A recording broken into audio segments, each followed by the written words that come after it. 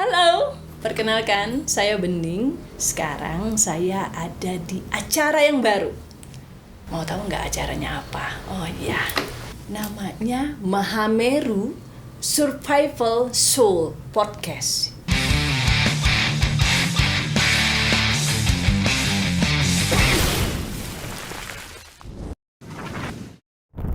Hari ini aku bawa sesuatu. Apa itu Mahameru? Apa itu tentang channelnya? Apa itu tentang podcastnya yang berhubungan dengan Survival Soul? Di sebelah saya ada seseorang nih yang memang dia adalah seorang pendiri dari Mahameru itu sendiri. Oke, kita coba ya. Oke. Hai Bapak. Hai, salam kenal. Oke, salam kenal Bapak. Coba perkenalkan dirinya Bapak. Siapa sih Bapak sebenarnya gitu loh ya kan, di acara yang mungkin baru pertama ya Pak. Kita baru pertama ya, perdana banget gitu loh ya kan, tentang Mahameru Survival Soul gitu loh ya kan. Nah, kira-kira apa yang pengen Bapak sampaikan tentang podcast kita kali ini? Oke, terima kasih. Perkenalkan, nama saya Muhammad Topan atau dipanggil OP. Saya sebelum mendirikan brand Mahameru, dulu mungkin saya pertama kali bikin bandana ya dengan brand OP Production. Itu sekitar tahun 92-an itu. Terus berlanjut sampai dari situ tahun 96-97 membuat brand skater sampai hari ini gitu.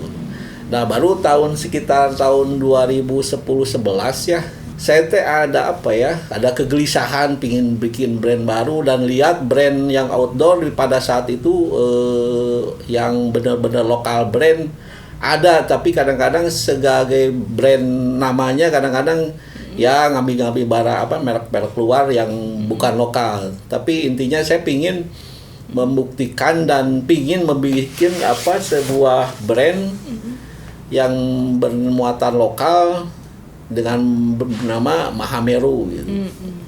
Mahameru itu sendiri artinya puncak di Gunung Semeru gitu yang saya tahu gitu ya. Dan dari situ brand Mahameru itu sendiri mempunyai tagline Survival Soul. Survival Soul sendiri itu artinya survival itu artinya bertahan hidup. Nah, saya memfilosofikan bertahan hidup tuh bukan di alam saja gitu. Kita sehari-hari hidup juga orang bekerja, orang cari makan, berbagai profesi, ada dokter, ada pegawai negeri, ada kaum buruh yang jualan makanan di pinggir jalan, ada orang yang kaum marginal di bawah yang cari makan dengan sebagai tukang pulung atau itu juga survival gitu. Jadi saya tagline-nya survival itu sendiri, jadi bertahan hidup tuh bukan di alam saja, di mana saja dan kapan saja gitu. Jadi kita mesti hidup tuh mesti bisa bertahan hidup gitu. Mesti fight gitu. Jangan kita menyerah dengan keadaan, dengan Allah juga kita mengasihkan melahirkan kita otomatis dengan sudah ada rezeki masing-masing. Tinggal kita mencarinya dengan dengan ikhtiar. Dengan ikhtiar tentu nanti dibumbui dengan berdoa seperti itu. Jadi pada tahun 2011 2012 lah saya punya ide seperti itu. Terus saya patenin di Haki, keluarnya dari 2012. Jadi saya menginginkan lahirnya Mahameru tahun 2012 gitu.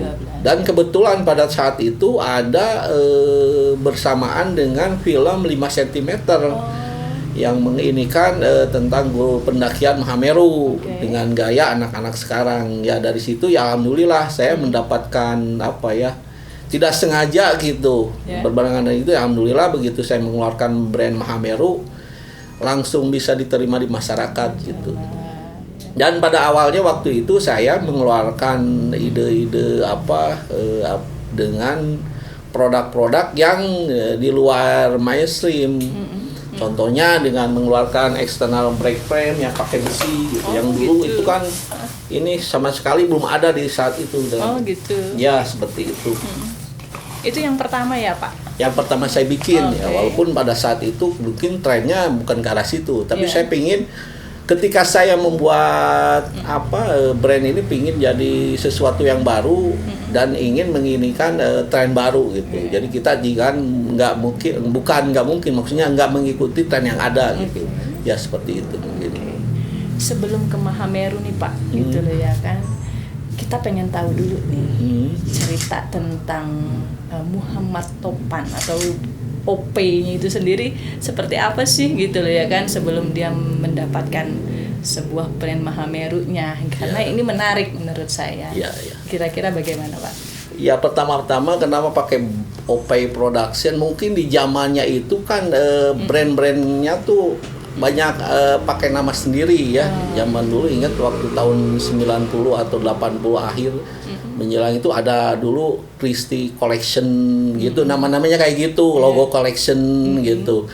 Jadi nggak sekarang, mungkin karena sekarang kan kita informasi lebih luas ya, ada medsos, ada internet, ada mungkin zaman dulu saya mungkin pengetahuan dan informasi dari ruangan sekitar yang ada di Bandung gitu kan. Zaman dulu kan ada Alvina, ada Eiger mungkin belum, baru mulai gitu, ada dulu tuh C59 kayak gitu. Nah dulu tahun itu awal-awal saya bikin, sebelum bikin Mahameru, mengapa bikin OP Production, yang saya kuasai dulu zaman tahun segitu saya produknya bandana gitu dari itu teh.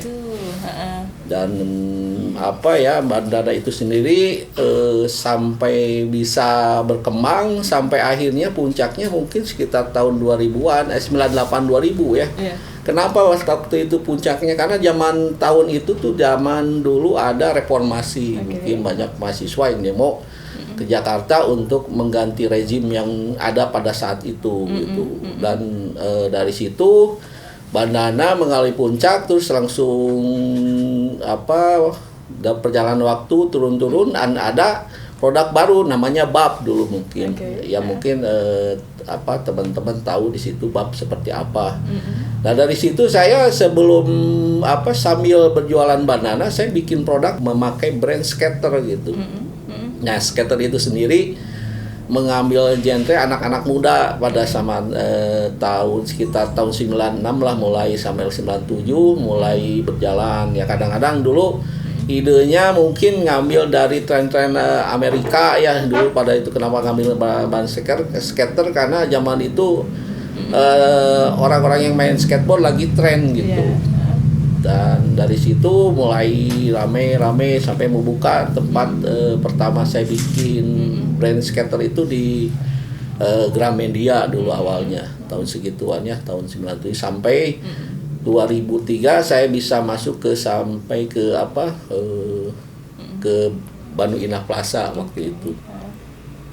Dan dari situ ya mulai perjalanan akhirnya ya setelah berjalan kadang-kadang ada kegelisahan bikin produk baru itu sendiri ya. Tadi saya bilang dari awal gitu. Itulah baru bikin Mahameru tahun segitu ya, seperti itu. Alhamdulillah.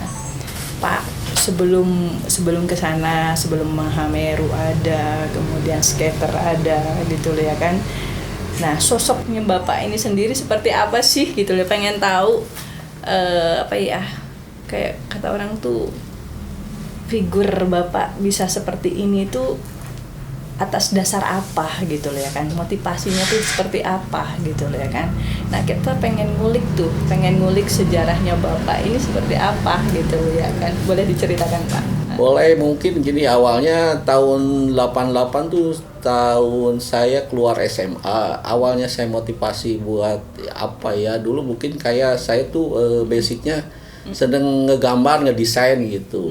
Dulu tuh pingin masuk seni rupa ITB ya tahun itu, tapi alhamdulillah saya tidak diterima walaupun seperti itu, karena dengan ada rasa bukan kecewa ya, mungkin lihat teman ada yang masuk atau itu, tapi saya lihat sosok figur ibu saya yang menyemangati gitu, itu bukan segalanya gitu kan. Mungkin kamu nanti suatu saat bisa, sekarang kamu nggak bisa masuk ITB, suatu saat kamu bisa memperkerjakan orang-orang yang dari ITB seperti itu. Dulu ibu saya yang jadi inspirasi saya sampai hari ini, karena ibu saya juga sebagai yang bisa menopang kehidupan rumah tangga dulu ya, walaupun dengan kapasitas ibu rumah tangga, bersuamikan pegawai negeri gitu. Pada saat itu dengan saya keluarga banyak gitu, 10 orang gitu. Saya ya nomor 5 gitu kan.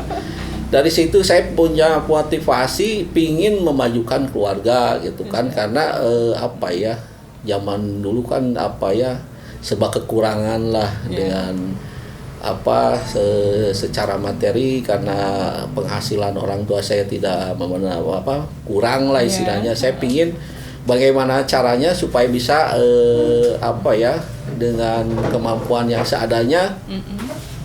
Saya coba dulu dengan mulai dari begitu keluar ITB keluar SMA, terus apa ya, kerja serabutan, mulai dari kerja kuli bangunan, kuli angkut, sound system, apa aja saya kerjakan. Karena kenapa? Ya kegelisahan saya itu tadi gitu. Saya pingin punya apa ya, tidak punya kemampuan untuk sekolah, tapi saya pingin ya itu tadi lah, survival, pingin bisa hidup gimana caranya gitu kan. Dan apa ya, dari situ kesana kemari akhirnya ya gitu dapat, setelah apa ya, hikmahnya saya dari keluar tidak diterima, masuk di ITB, tapi teman-teman saya banyak dari orang-orang seni rupa ITB. Dari situ saya dapat inspirasi gitu. Oh, ada produk ini bandana.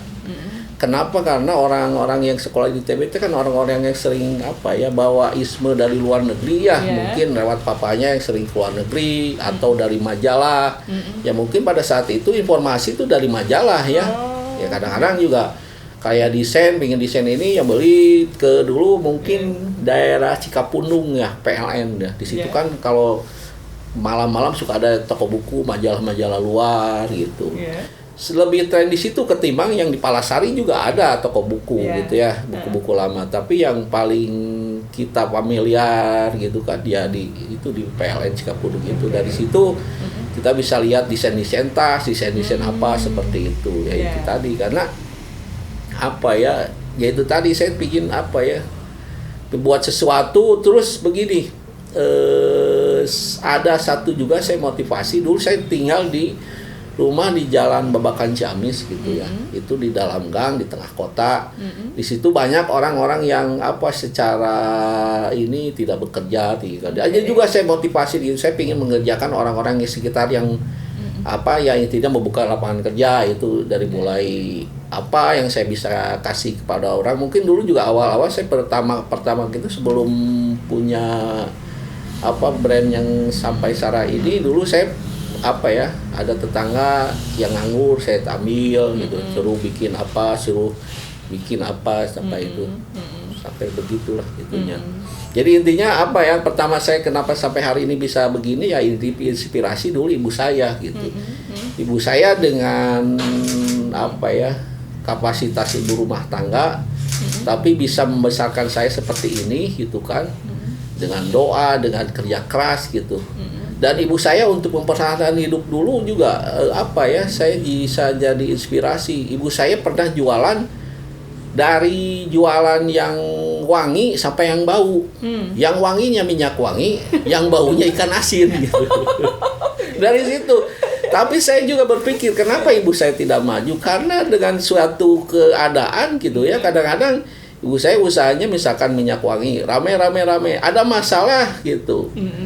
Karena kan sebagai ibu rumah tangga banyak keterbatasan gitu ya, tidak bisa bikin perusahaan atau seperti apa. Akhirnya begitu jatuh ini nih, cari lagi usaha yang baru lagi gitu. Dulu pernah jualan kerupuk yang pakai apa yang gede itu pernah jualan, ayam goreng pernah, sampai ya ikan asin. Ya kenapa ibu saya begitu? Karena untuk mempertahankan hidup pada saya itu apalagi gitu kan. Nah itu yang bikin jadi saya apa ya, motivasi saya supaya apa ya, itu tadi gitu. Bagaimana caranya supaya kita bisa hidup hari itu gitu kan. Betul, tanpa bantuan. Ya itu sampai pernah saya diajarin sama papa saya, bapak saya yang seorang pegawai negeri gitu. Yang penting kamu jujur gitu, sama bisa berdiri sendiri gitu, mandiri. Nah itu yang sampai hari ini saya tekankan di diri saya gitu. Ya saya pikir apa sih yang nggak bisa selain apa ya, orang lain bisa, masa sih kita nggak bisa gitu kan. Tinggal kita bisa beradaptasi dengan keadaan sekarang gitu. Contohnya sekarang kan dulu jualan di toko-toko, sekarang ada online ya kita juga ikuti ya, seperti itulah. Masya Allah. Kontribusinya ibu luar biasa ya, dan betul. Bapak serta keluarga ya. Ya betul. Nah kalau kita melihat kira-kira dari pihak keluarga dalam cara memotivasi Bapak, karena kalau saya lihat sih yang namanya berusaha tuh kan mungkin ada naik turunnya. Betul. Gitu ya kan. Nah ini kontribusi dari keluarga kayak anak, kayak istri gitu, itu seperti apa Pak? Ya alhamdulillah sampai hari ini saya disupport juga sama istri saya, sama anak-anak saya, dan alhamdulillah sebagian divisi udah ada bisa yang saya kerjakan melalui anak saya, delegasikan gitu di brand skater sendiri gitu. Nah mungkin karena kenapa? Karena pasar brand skater itu sendiri kan pasarnya anak muda gitu kan. Ya karena saya kan udah mungkin saya di belakang layar untuk produksinya gitu. Dari desain pengalaman mungkin anak saya yang ngatur gitu. Saya ngatur produksinya seperti itu. Ya makanya alhamdulillah dengan dukungan dari istri saya, anak-anak saya support gitu sampai bisa seperti ini gitu aja. Betul. Anak ada berapa Pak? Anak saya ada 3 putri semua. Yang pertama Anita Carolina, yang kedua Biantari, yang ketiga Cindy Livania Wijaya, seperti itu semuanya. Semuanya perempuan? Semuanya perempuan. Masya Allah. Iya. Kalau bisa diimajinasikan matahari, bintang dan bulan gitu ya. Oh iya, alhamdulillah ya Pak. Nah, kita berbicara tentang bandana nih Pak. Ya. Oke, coba boleh saya lihat. Ini bandana. Di sini ada bacanya OP Production 100% Cotton Made in Indonesia. Karena ini adalah salah satu sejarah ya Pak. Betul. Nah, bisa nggak Pak diceritain tentang bandana ini seperti apa sih? Kenapa bisa sampai bertahan sampai sekarang? Dan mungkin ini adalah salah satu ya yang bisa menguatkan Bapak hingga saat ini gitu ya kan. Ada nggak cerita di balik bandana ini Pak? Oke. Bandara itu sendiri juga saya kan awal tadi cerita idenya dari anak-anak seperti Pak ITB ya, yang dulu kan ada gaya cowboy, ada gaya motoris, biker kayak gitu. Nah saya dari situ bikin mulai awal, mungkin dulu tekniknya seperti yang biasa dibikin mungkin tidak bisa bolak-balik seperti ini ya. Mungkin dulu ininya warna hitam, ininya warna itu nggak bolak-balik. Ya itu teknik zaman dulu. Sempat saya belajar untuk teknik yang bolak-balik itu ke Jogja gitu. Dulu awal tahun 93-an lah, karena itu udah jalan, tapi kan saya pingin kualitas yang meningkatkan kualitas yang baik, yang bagus, yang lebih bagus lagi. Bagaimana caranya? Karena yang sampel yang dari bandara Amerika itu keadaannya bolak-balik gitu. Nah suatu hari saya ketemu orang Jogja yang main ke Bandung, bercerita gitu. Nah bikin ini tuh caranya di batik. Terus lanjut suatu saat saya suatu waktu kan teman-teman saya juga banyak yang diisi Yogyakarta ya. Saya main ke teman saya sambil menghubungi teman saya yang tadi pernah ngebukakan cara bikin batik. Nah akhirnya mainlah saya ke sana gitu. Tapi kejadiannya di luar dugaan gitu. Luar dugaannya gimana? Setelah saya dikasih tahu caranya dan belanja obat-obatan tentang batik, di situ obat-obat batik tuh saya mesti, kata dia tuh mesti beli, ada soda api, soda abu, terus malam seperti itu. Nah saya belajarlah dari situ karena pingin meningkatkan kualitas yang tadi saya ceritakan. Dari situ saya main ke toko batik itu gitu, yang dia mesti beliin saya beliin gitu ya. Tapi dalam perjalanan gitu saya di tengah jalan ada beli plat nomor gitu dari aluminium. Ceritanya bagaimana jadi nyambung seperti jadi ini. Jadi itu tuh jadi awal untuk itu jadi saya celaka gitu, Bu. Jadi celakanya gini.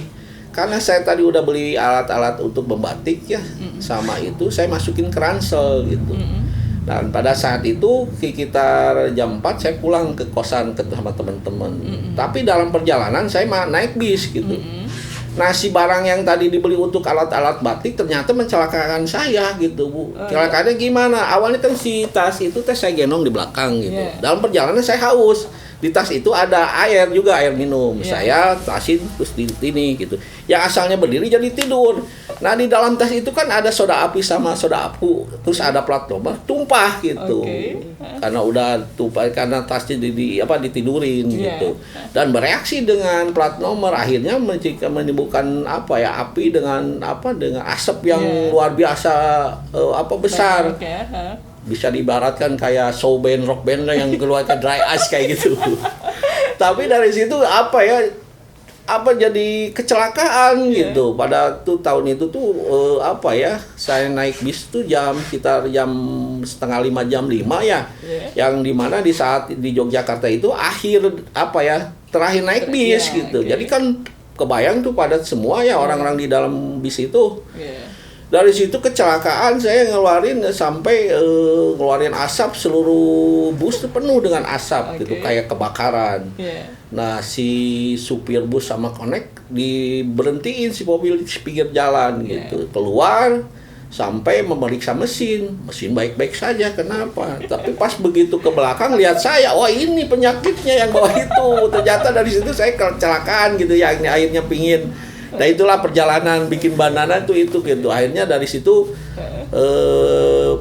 keinginan untuk bikin bandana lebih bagus, saya stop aja kan. Dengan kejadian itu juga trauma juga ada gitu. Ternyata bikin batik bandana tidak semudah yang dipikirkan karena prosesnya lama. Ya akhirnya kita balik lagi ke awal gitu. Dan dari perjalanan situ mungkin dari kejadian itu sampai saya berurusan dengan polisi, dengan korban yang di sebelah, saya mesti tanggung jawab, terus bayar tiket yang pada kabur lah karena kan bubar gitu kan, si konektornya belum sempet ngagihin gitu. Jadi dari perjalanan bikin bandana itu banyak ceritanya gitu. Jadi ceritanya nggak sekedar itu gitu, tapi sampai bandana itu sini kan udah saya ceritakan tadi, pernah rame, pernah booming, terus pernah lagi berhenti lagi, nggak ada lagi gitu.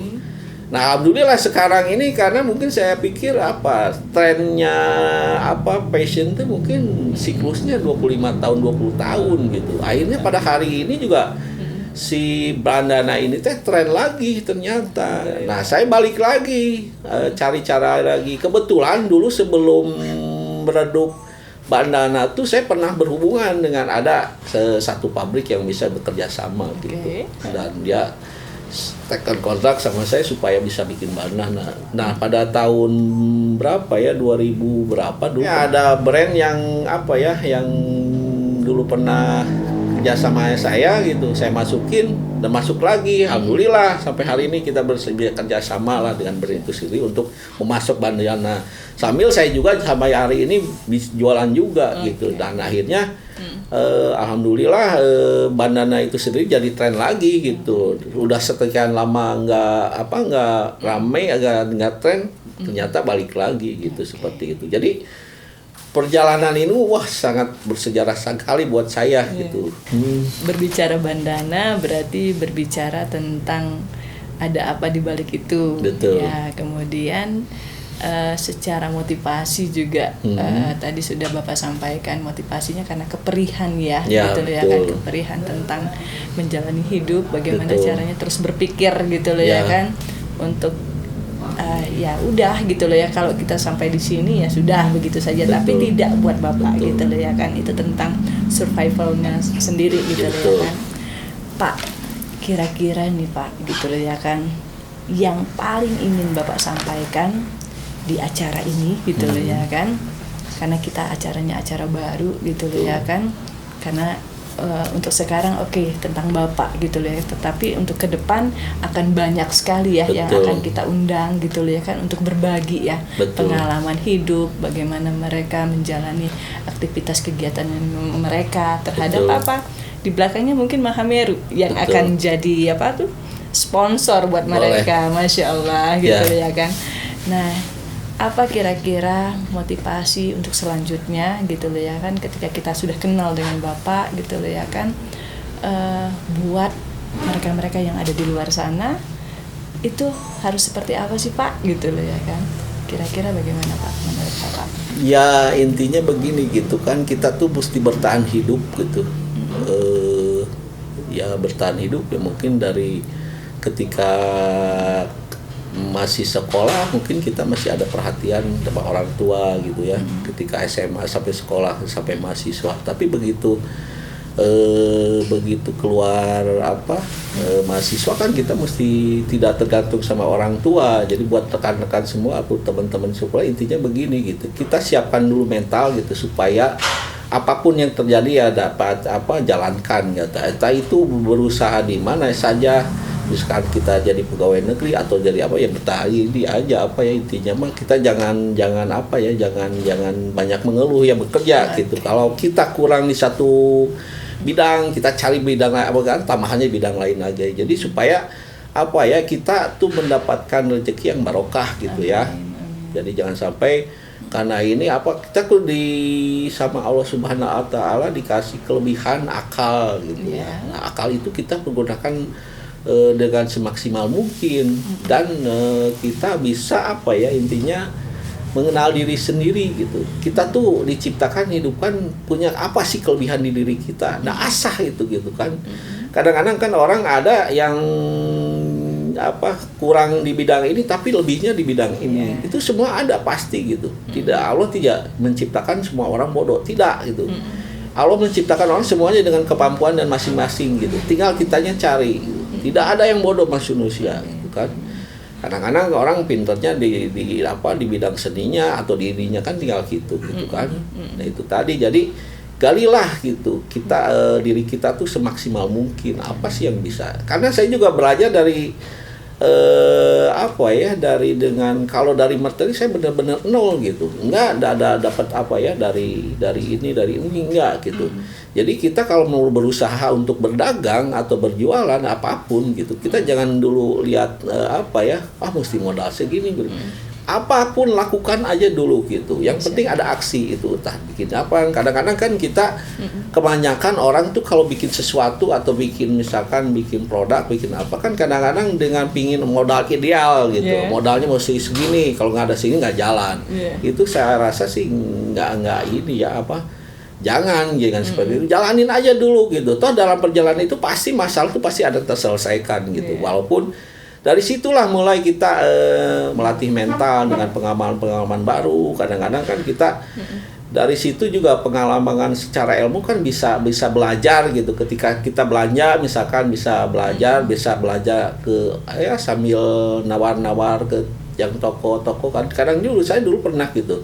Ketika saya awal-awal suka bertanya kepada orang yang pernah jualan, ketika misalkan beli bahan bandana gitu, suka ngobrol masih engkong-engkongnya, kok bisa begini, gimana sih kok? Dia pasti kasih motivasi. Awalnya pasti yang dia katakan jujur lah pertama, karena kepintaran itu bisa dilatih, tapi kejujuran itu modal utama. Makanya untuk rekan-rekan sekalian, teman-teman sekalian, penting kita jujur, apapun nanti bisa dikejar gitu. Jangan takut, tinggal kita nikmati prosesnya gitu. Karena proses itu nggak bisa dengan beli uang nggak bisa. Itu mesti jalanan, naik turun, ditipu, itu pasti kita ngalamin gitu. Tapi selama kita mentalnya kuat, dibarengin dengan ibadah yang kuat, pasti terselesaikan gitu. Apapun masalahnya. Dan kadang-kadang di tengah perjalanan itu kayak kalau kita perjalanan mau naik gunung lah gitu. Kan begitu naiknya kan suka banyak godaan gitu. Nah itu sama juga dengan perjalanan hidup seperti itu. Masalah tidak akan sampai berhenti. Masalah berhenti pasti ada, tapi ketika kita udah meninggal dunia udah ada masalah, ya udah wassalam gitu. Tapi selama kita hidup pasti masalah ada gitu. Jadi kita jangan takut dengan itu, pasti ada jalan keluar gitu kan. Apalagi dengan dunia sekarang dengan ada ada media sosial, itu sebenarnya dipermudah. Kita tinggal cari apa yang bisa kita lakukan dengan keadaan seperti itu kan. Kadang-kadang dengan sekarang ada jualan online misalkan kita kan dengan jualan online sekarang kita hanya bisa modalnya tidak terlalu besar gitu. Kita bisa jualan dengan memodalkan HP, barangnya bisa pinjam dari ngambil dari teman atau di mana atau bikin sendiri kan dengan gampang. Kalau dulu mungkin sekitar tahun sebelum COVID kan jualannya mesti ada tokonya dulu, produknya dulu, mungkin secara modal bisa lebih besar gitu. Tapi dengan sekarang dengan memodalkan HP kita juga bisa jualan gitu kan, apalagi banyak pilihan e-commerce, ada Shopee, ada apa dan seperti itulah. Jadi kepada teman-teman intinya jangan takut untuk berbuat sesuatu lah, lakukanlah apa yang kamu inginkan, lakukanlah, jangan terlalu banyak berpikir apa akhirnya tidak jadi gitu. Aksinya dulu lah gitu kan, entah itu mau bikin apa atau kerja di mana atau ya apa, lakukan ala dulu. Dari situ nanti kita bisa evaluasi sampai di mana kurangnya, apanya, lebihnya, tinggal gitu aja itu. Mungkin dari itu. Masya Allah, bagus banget Bapak motivasinya gitu loh ya kan. Satu lagi nih kayaknya pertanyaan terakhir nih ya buat Bapak. Pak, apa yang Bapak rasakan ketika Bapak sudah bisa menciptakan ya gitu loh ya kan, dengan segudang orang-orang yang ada di belakang Bapak gitu loh ya kan, ketika Bapak sudah jadi nih gitu loh, jadi dalam kapasitas ini loh hasil karya saya gitu loh ya kan, bagaimana perasaannya Bapak? Ya alhamdulillah, jadi apa ya, manusia tuh bermakna setelah bisa berbagi dengan manusia yang lainnya gitu. Ya alhamdulillah saya selama ini bisa apa ya, ya berkat dorongan dari Allah juga menginginkan apa keahlian yang bisa walaupun dengan keterbatasan yang bisa berkarya. Dan yang penting gitu, kalau kita berkarya dengan menggunakan hati dan cinta. Kenapa? Kalau dengan hati dan cinta kita akan menghasilkan karya gitu. Jadi karya produk ini tuh mungkin karyanya dengan berkualitas, barangnya bagus, apa seperti itu. Bisa berbagi sama pegawai, sama teman-teman, ya alhamdulillah ya sangat luar biasa, di luar pikiran. Kadang-kadang dulu mungkin berkiri kan seperti mesti ini punya ada, mesti ini, mesti begini, ternyata nggak begitu gitu, jalanin aja lah gitu ya. Alhamdulillah ya, alhamdulillah sampai hari ini saya bisa seperti ini. Ya nggak bisa dilukiskan dengan kata-kata, gimana ya, ya seperti itu ya. Perjalanan waktu ya Pak. Perjalanan waktu gitu. Untuk sampai hari ini karyawan yang dimiliki oleh Bapak yang bergabung di perusahaannya Bapak itu ada berapa orang Pak? Kurang lebih ya mungkin ada ya sekitar 100 orang lebih. Masya Allah. 100 orang lebih mungkin. Sebagian ada yang dikerjain sendiri, ada yang di luar dimaklumin ke vendor seperti itu. Karena mungkin apa ya, saya lihat brand-brand luar juga dia mungkin bisa fokus, bisa secara ininya kuat, dan secaranya dia mungkin fokus di branding dengan dan penjualan dan marketing. Mungkin cara brand-brand luar kan produksinya kan diserahin ke vendor jadi gitu. Jadi saya kesini meminimalisasi SDM tapi memperluas jaringan ya gitu. Pingin juga berbagi gitu dengan usaha-usaha yang kecil supaya bisa bangkit dengan bisa lebih besar gitu kan. Sebenarnya tinggal kita bisa memanage dari kecil sampai besar, jadi memanage itu perusahaan itu sendiri, walaupun dari kecil ya akhirnya bisa besar gitu, seperti itu. Nah, kalau untuk jangkauan nih Pak, jangkauan produknya sendiri itu sampai detik ini sudah kemana saja nih Pak? Untuk produk Mahameru alhamdulillah sih udah bisa menyebar ke wilayah sekitar Jawa, terus ke Lombok, ke Bali, terus ke Makassar, Sulawesi, terus Kalimantan, mungkin terus ke Padang, seperti itu ya. Oke. Happy ya, bahagia. Nah, ini saya pengen tanya Pak, terakhir nih kayaknya ya, terakhir tentang konsep bahagia, ya bahagia dalam berkarya dari versi kacamatanya Bapak gitu loh kan, itu seperti apa Pak?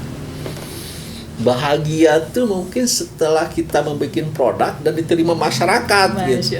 Apalagi dari situ produk yang saya bikin booming gitu. Dan saya secara gembira ya dapat, mungkin secara materi juga dapat gitu. Tinggal kita bisa memanfaatkan momen itu sendiri gitu. Kadang-kadang ada orang yang bisa bikin produk terus punya brand, begitu dia diterima masyarakat nggak siap produksi akhirnya juga tidak bisa menikmati. Jadinya kita yang saya rasakan gitu, bahagia itu begitu kita bisa menciptakan produk terus diterima di masyarakat, terus produknya itu booming, wah alhamdulillah gitu. Jadi secara gembira dapat, materi juga dapat gitu. Ya. Amin. Oke, Bapak hatur nuhun pisan. Ya, sama-sama. Gitu ya kan, mudah-mudahan Mahameru dan podcastnya kali ini bermanfaat bagi kita semua. Ya. Gitu ya, saya doakan. Amin. Tidak hanya di hari ini, Ya. tapi di waktu-waktu yang akan datang kita akan terus ya Pak ya. Ya, boleh. Dengan berbaginya Betul, kita gitu betul, ya betul. kan, dengan apa yang sudah Bapak dapatkan di perjalanan hidup Bapak untuk berbagi kepada siapapun. Betul. Gitu ya kan. Oke Bapak, hatur nuhun pisan. Ya. Oke, begitulah cerita kita hari ini dengan salah seorang pemilik dari Mahameru Survival Soul ya. Mudah-mudahan acara podcast kali ini bisa bermanfaat bagi kita semua. Dan akhir kata saya tutup dengan saya, Bening, dengan rasa cinta Bening. Mudah-mudahan kita semua selalu diberkahi. Amin.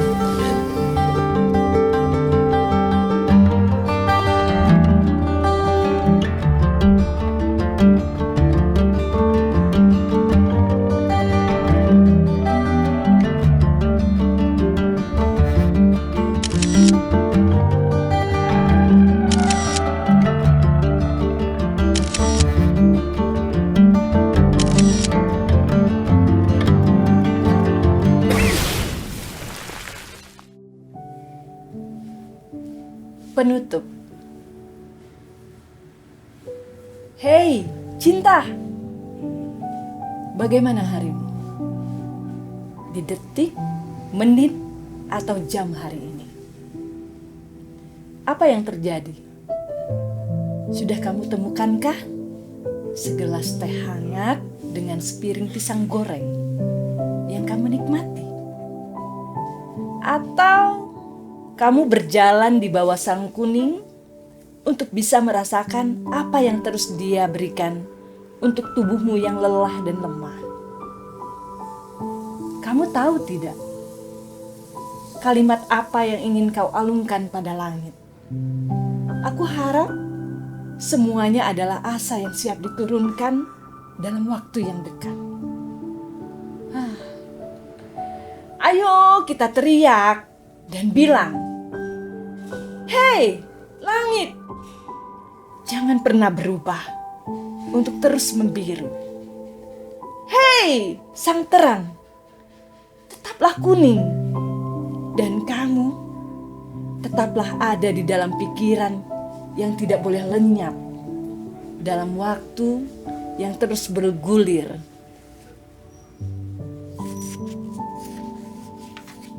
Dan terus maju dan gak akan pernah mundur." Bening.